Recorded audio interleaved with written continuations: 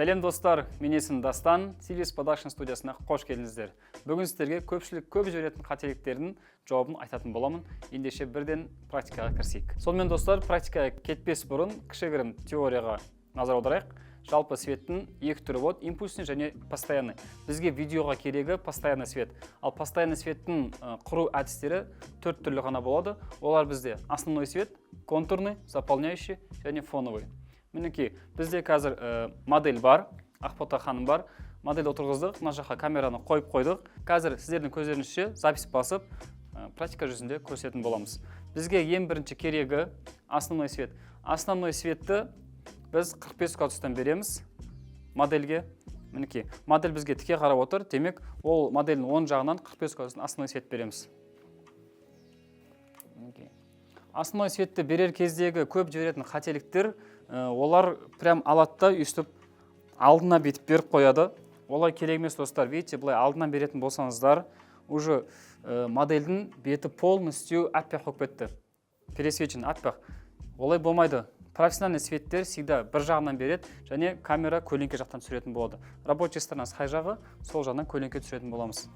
Так, мінекей, көрсетейін. Мінекей, светті жақын беруден қорықпаңыздар. Егер жақын беріп қатты жанып жатса, кез келген светтің өзін диммерін управлять етуге болады. Бізде мысалға қазір 60% тұр, 55-60%-ке қойып, кішкене көтеріп, жақыннан береміз. Главный кадрға кіріп кетпесе болды. Так, тағы да бір момент, көп қателік жіберетін, көп адамдардың қателіктері комнатный светті жақып қояды. Бізге видео түсірген кезде комнатный свет вообще керек емес. Өшіріп тастаймыз. Мінекей, көргендеріңіздей, модель бізде отыр, 45 градустан жанына свет түсіп тұр. Бізде тағы да қатты жанып тұр екен. Біз настройкасынан кішкене темный қылайық. ISO-сын азайттым. Бізде камерада барлығы дұрыс. Екінші кезекте бізде модельді, адамды фоннан отделять ету үшін артына пространство береміз, немесе арттан контурный свет береміз тағы да. Контурный свет, мінекей, мына жақтан көріп тұрғандарыңыздай, мінекей 45 градуспен біз модельге бердік, камера тіке түсіріп тұр. Контурный осы 45-ке диагонально қарама-қарсы беттен береміз. Контурный свет бізде дайын тұр, жүріңіздер. Контурный свет, любой кез келген жесткий светтен берсеңіздер болады. Бұл жақта диммерін азайтамыз. Мен диммерін мысалы қазір 20%-ке қойдым. Келвинін 3600-ге қойдым. Теплый. И көтеріп, бұлай арттан уже бердім. Кадрдан көрген боларсыздар. Кәдімде разница бар. Мен сіздерге көрсетейін қазір. Мынау контурсыз, ал бұлай контурмен. Разницасын көрдіңіздер ме? Контурсыз, контурмен. Бұл кез келген любой клип, кино, ол бұрыннан келе жатқан заңдылық адам түсірген кезде бір жағынан түседі, көлеңке жағы, бір жақ көлеңке болады, көлеңке жақ беттен контур береді. Контурды әртүрлі цветпен беруге болады. Ақпен, теплый, немесе әртүрлі RGB мен деген сияқты. Енді келесі кезек бізде фоновый свет. Фоновый арт жағымыз мысалға біздегі қап-қараң болып тұр ғой. Артын кішкене сәл әдемі ету үшін, ол уже по вкусу кетеді. Әр адамның өзінің қалауына байланысты. Артына бізде RGB свет бар. Джедайкаларды стеллажға осылай джедайканы қосып қойсақ болады. Godox'тың. Міне, мен теплый бердім. Немесе теплый берген жағдайда мынандай болады. Ол сіздің түсіріліп жатқан видеоңызға байланысты әртүрлі көк, жасыл, қызыл, фиолетовый, розовый әртүрлі цвет беруге болады. Менде және тағы да екі торшер тұр. Осы екі торшерді қосқан кезде бірге әдемі көріну үшін теплый свет бердім. Мінекей, бір және екі. Ал егер мен артына қарай бұл кезде көк цвет берсем, кішкене үйлеспей қалуы мүмкін. Кадрды бір көрейін. Все, барлығы керемет, әдемі болып тұр. Тағы да бір айтып өтейін.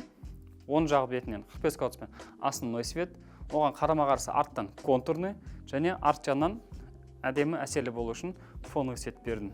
Бұл моделіміз камераға тіке қарап сөйлейтін жағдайда. Ол қандай видео болуы мүмкін? Видео сабақтар, YouTube, экспертный Reels, әртүрлі YouTube роликтар.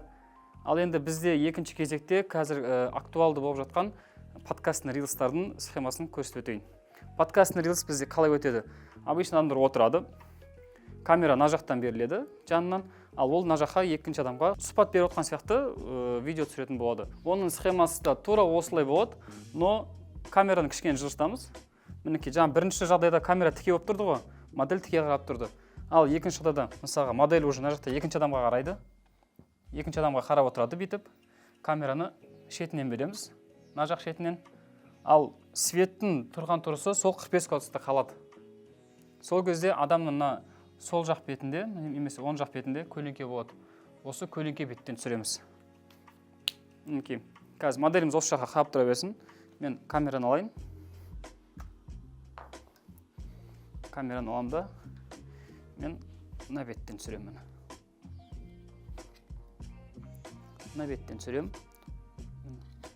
Мен қазір сіздерге ыңғайлы болу үшін горизонтальный витпен түсіріп жатырмын.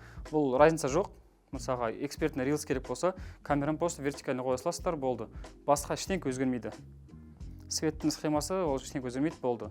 Ол тек 9.16, 16.9 форматын ауысады. Мінекей, моделіміз мына жақта якобы адам сөйлеп жатыр, осы жаққа қарап тұрады. Мінекей. Міне, моделдің 45 градустан свет түсіп тұр, ал мына сол жақ бетінде көлеңке бар. Біз көлеңке беттен түсіріп жатырмыз. Және контурный свет тұр. Міне, керемет. Осылай отырып, подкастный, экспертный рилстарды түсіре бересіздер. Сонымен достар, бүгінгі светке арналған кішігірім видео саламыз аяқталды. Ақпарат пайдалы болса, лайк бас, комментарий жаза кетіңіз. Тағы да сіздерді мазалап жүрген сұрақтарыңыз болып жатса, комментарий жаза кетіңіз. Оларға міндетті түрде видео сабақ түсіретін боламыз. Сіздермен бірге болған Silves Production.